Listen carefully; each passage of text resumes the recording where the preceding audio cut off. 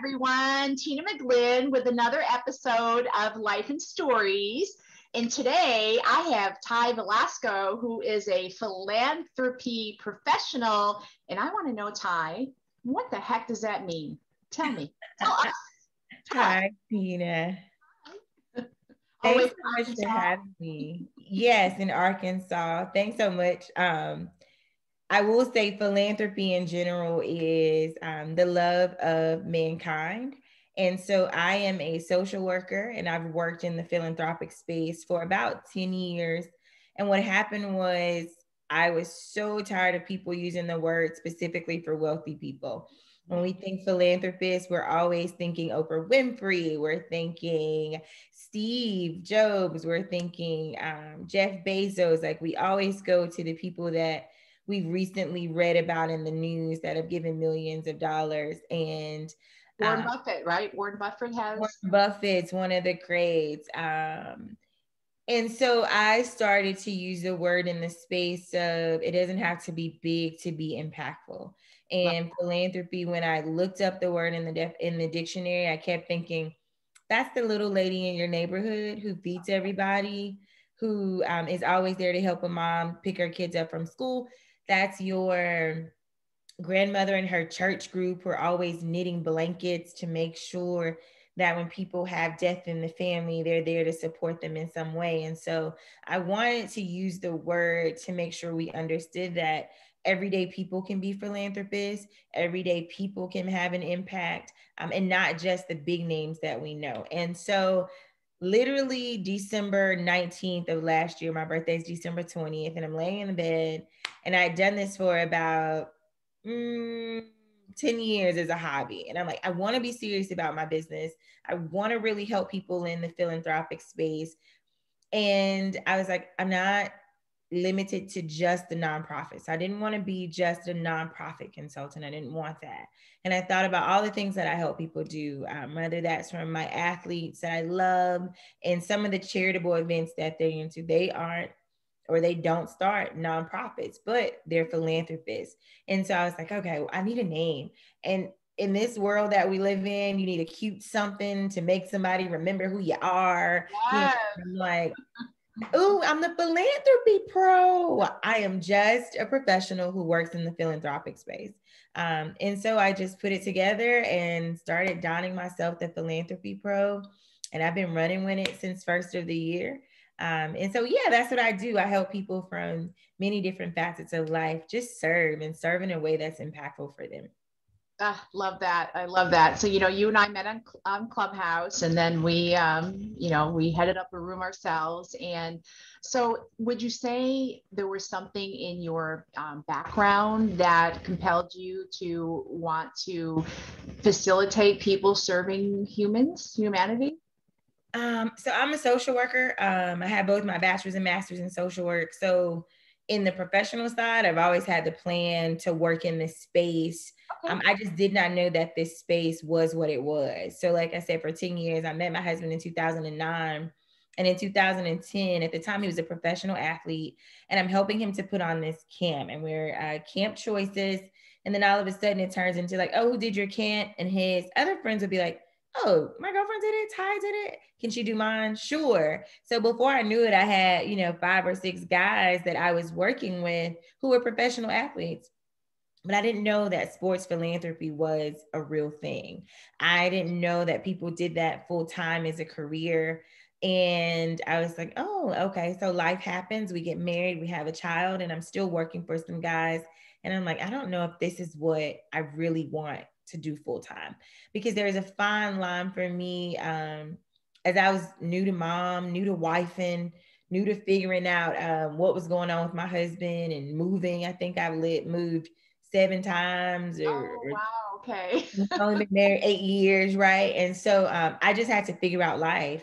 And I wanted to serve not just professional athletes. We're talking about the nonprofit space, the philanthropic sector being $1 billion industry.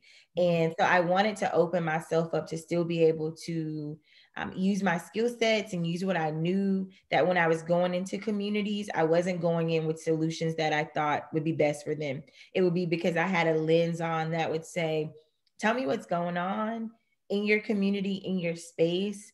And then let me figure out if I have some resources and some people have some resources that we can try and meet in the middle of what happens. So I wanted to serve people who wanted to start nonprofits, because another thing that I was experiencing was, even with my athletes who wanted nonprofit foundations, 9 times out of 10, if they ran across somebody who wasn't super, I'm not going to use the word legit, I'm going to say someone who was just like, yeah, you need a foundation because you're a player. No, he doesn't. There are other things that he can be doing. There are other ways that he can serve. And he doesn't need to start a foundation to pay you $75,000, $80,000 a year to then eventually tell him you're not a fundraiser. Well, I don't really, I mean, you know, so I was seeing that those people were experiencing that at a very high rate of just misinformation sometimes. So even now when I work with guys, hey, I think you're great. I think you have a beautiful platform. This is what starting a foundation looks like, versus partnering with a community foundation and starting a fund, versus simply supporting a boys and girls club for, you know, the next 10 years through an endowment or something. So I try and help people think through what that can look like. And so once I decided to get back in it, like I'm going full circle. I was working at a state house. Politics is my other little thing. And so I'm working at the state house, and I realized that the caucus's tax exemption status has been revoked. And I'm like, oh, what are we doing? And so it's an eye opener for me that even organizations that we think are like amazingly in line and in order, that if no one in that space has nonprofit knowledge and wherewithal, then things get dropped between the cracks. So I wanted to help people before they get started to have as much information as they can. So I went from athletes to saying, as I revisited my business, as I revisited what that looked like, figuring out that working with new nonprofits could really be what I did. So when you're having that idea, when you're thinking through the process, when you're having to recruit a board, what does that look like? And how can I help you get to where you want to be, and do that in a way that doesn't snatch the carpet from underneath you because you don't have the money to pay my fees. And in my personal life, my mom, amazing woman, raised 3 daughters. She had all that good stuff, right? My mom had me at 15, and so she was a teen mom, and I can just remember it wasn't until I was probably 15 that I really sat down and thought, man, like this birthday for my mom, she had a newborn baby. And I'm just trying to go, you know, see my friends today. And I tell people I've always had champions. I've always had my mom. I've always had my grandma. I've always had my aunts. And so I wanted to work in a space where I could be a champion for somebody, that for somebody who it looks crazy, that you don't know how it's going to happen, that just one phone call to that one person who's a champion for you could change your day, which in turn could change your week and change your life. So those are my personal and professional reasons as to why I'm in this space. I love it. I do. And you know, in your poor mother with all that hormone going on, especially when you guys were teenagers. Did you fight a lot with your sisters? Did you fight over stuff? We laugh about this all the time, but me and my sisters we're all 4 years apart. So here she was at 15, 19, and 24. And so she has these 3 kids who are like enough of a space because we're all 4 years apart, but it also left a lot of, by 16, I'm like, come on, let's go. I'm driving to school now. And I am very different from my younger sister. The sister that's in the middle is very punctual. If schools opens at 7:15, she wants to be there at 7:15. And I'm like, oh no, we're not late until 8. So we're going to get there at 7:55. And, you know, that has been a lot of hard mornings for me. I can remember my mom said, I'm taking your car because my daughter's late to school and she doesn't want to be late to school. So I'm like, oh, whatever. But now we are like best friends, and we actually are launching a scholarship this year to support students who are coming from single parent households and have other siblings in college, because the part that no one tells you about college is that it costs. Yeah. Unless you get some full ride scholarship, you're going to leave with $60,000, $40,000 in debt. And so going to college is beautiful, but you also are coming into a space where financially you've got this overhead that, you know, you haven't really. So we're doing that this year. So we're excited about launching that together. And my middle sister is also a social worker. She's a licensed clinical social worker, and she is in Connecticut. Oh, okay. And so she loves it there. And then our youngest sister is an RN, and she's a traveling nurse. So we always, you know, look at our mom, and sometimes we're like, "You did a really great job, mom. We're Yeah. so but yeah, so that's, you Shout know, out to moms, because you know, we gotta have that champion. And I was real close to my grandmother too, and my aunt, and they definitely helped me throughout my childhood, because family, if it's not too dysfunctional, can really you know, lift you up and give you that foundation. And you know, I'm you know, loving what you do. So tell me what you do for fun. For fun. Surprisingly, I make chocolate dipped treats. So Oh, that's funny. You know what I'm doing right now, or before this, I was making my CBD chocolate for a market I'm doing tomorrow.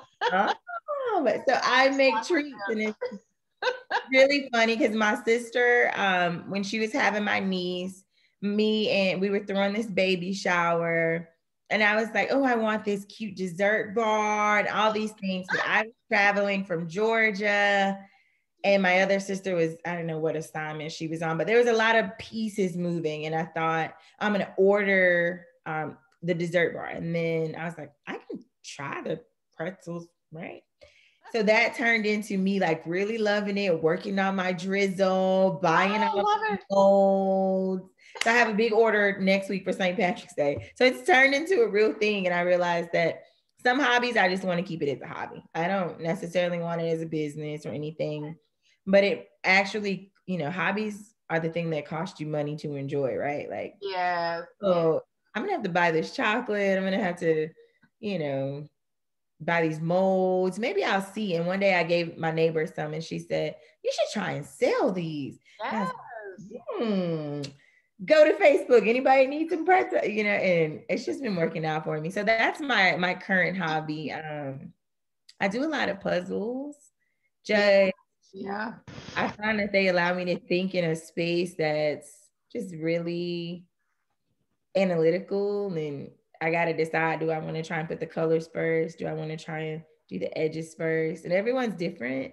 Yeah. Yeah. Sometimes I will allow myself just like 2 or 3 minutes to look at the box and see what I can figure out and start putting together. And sometimes there are days I'm like, I just got to look at the whole box. Like, I want to circle back to that chocolate business, because as a tax preparer, you need to make it a business, because you need the write-offs. And we'll talk offline about that. Look at me. I'm like, I'm circling back to that chocolate business. It needs to be a business because it's tax favorable. Well, I'm gonna have to look at that, because I'm like, you know what? I want it to be a hobby. I just don't really want to get into making money. I just want to do it for fun, but I also don't want to be buying all this chocolate all the time. That I'm literally like begging my neighbors, like, please keep getting these treats, because once you practice, you don't have anything to do with them. If you're like, I'm like, nope, we're not eating any more dipped Rice Krispie treats. Not happening. Yeah. Interesting tidbit. I only at one time was involved with the MLM, only because it was Mars Corporation, and I had seen it a long time ago while I was at my corporate job. And I'm a chocoholic. Well, I did their Dove business for quite a while, and I kid you not, this is not a lie, I gained 17 pounds because everything was so good. It was all chocolate covered, this chocolate with that. Oh my gosh. I did really well with it down here in Florida, because we have, you know, typically we have markets just almost all year round. And so yeah, I used to do chocolate covered strawberries and everything. And now though, I have a CBD company, and I just do CBD chocolate, only the part of the year where it's cooler. This will be the last month that I can produce them, you know, for the markets, because it's, you know, got a low melting point. But chocolate, I can eat it all day long. You cannot go wrong with chocolate. I can't. I gotta, you know, now I do cacao and sugar-free stuff, and you know, trying to stay away from, you know, sugar as much as I can. So I've found great ways to still get that chocolate taste and feeling, but not not Nice. as sugary, but oh, it's hard. It's hard. I just remind myself, like, do not eat the product. Like, don't do it. I know, right? Try it out, make sure it's good, but don't eat the product. I know. So tell me, so you work across the country, right? You do things. So if somebody needed some help, say in another state, you have a way of, obviously Zoom or what have you. So if somebody wanted to contact you because they're just interested in doing, something to service others, how would they reach you? Tell us about that.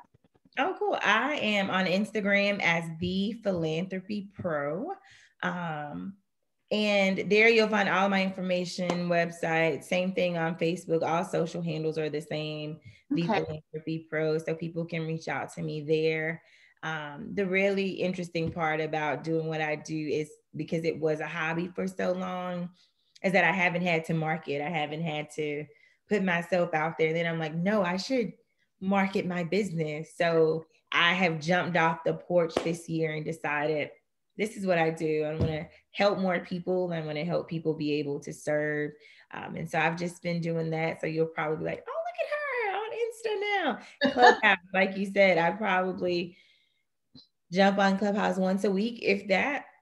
So it's just me moving from this space of and understanding that I've done it for so long, and I've started so many nonprofits and help people navigate that. And because sometimes you don't really realize that your gift is your gift because it comes so naturally. Yep. And then all of a sudden you have to sit back and take a self-inventory and say, well, what is it that I've done?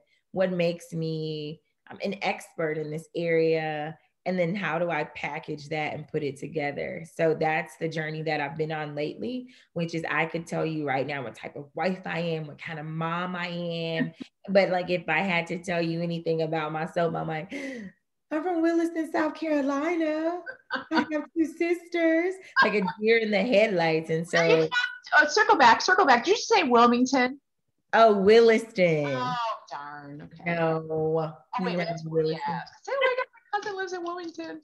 No. So yeah, that's what I've been up to. So I'm on Insta. I'm professionally as the Philanthropy Pro. If Okay. anybody. You have a Facebook page? I do. It's the Philanthropy Pro on Facebook. So it's the same thing on all social handles. Yeah, that makes sense. I like that consistency. Yeah, keep it easy. Yeah. Well, thank you. What else you want to share? Oh man. What do I want to share with anybody is that I don't know about them, but 2020 was hard for a lot of people. A lot, it's safe to say all of us in some capacity, and whether that was physically, spiritually, emotionally, financially. And so I just want to encourage somebody to decide that they're going to get off the porch in whatever way that looks like for them this year, rather that is deciding to go full force in your business like me. So that's all you're seeing right here is somebody deciding to just go for it with everything that they have.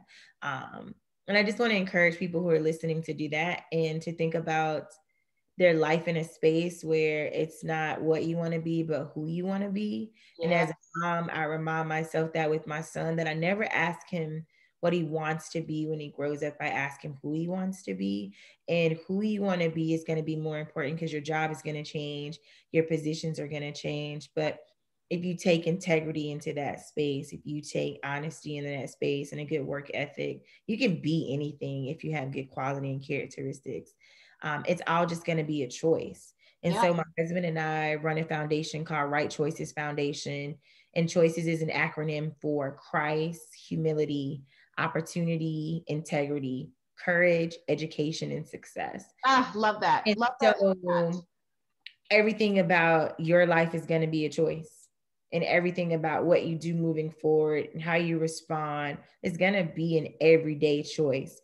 Every day that I don't like being something that I am, I've got to decide that if I want to be something else, then I've got to do the work that it takes.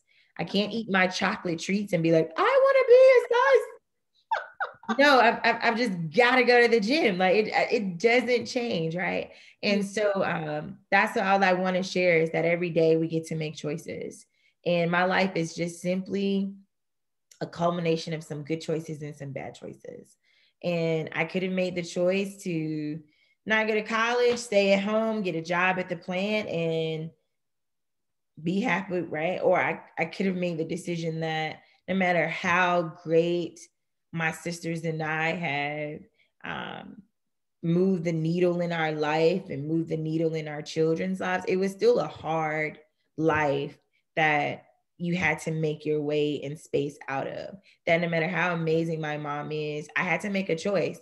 Yeah. And my choice was, I don't want to be a teen mom. So I can't put myself in situations that would allow me to become a teen mom. Yeah. I want to be a college graduate. So when I get to college, I have to make the choice that my education is important to me, no matter how many times I hang out, no matter how much I go out. And so that's it. That's it for me, which is now all people are seeing is the idea that I'm getting off the porch and I'm staying off the porch. No matter how many dogs chase me, I'm just going to like run and maybe find a car hood to jump on, but I'm not going back to the porch. It's not going to happen. I love that analogy. That's awesome. Your community gets off the porch this year. Yes. No, I get it. But well, thank you so much, Ty, for speaking with me today. Yes, Tina, thank you for having me. I know we'll be doing things in the future too, just because of the connection. But yes. So everyone, thank you so much for listening. And again, you can go to YouTube or my Facebook page so you can see all of Ty's information. And this has been another episode of Life and Stories. And today we heard Ty's story. So join me again. And thanks for listening. Have a great day, guys. Bye-bye.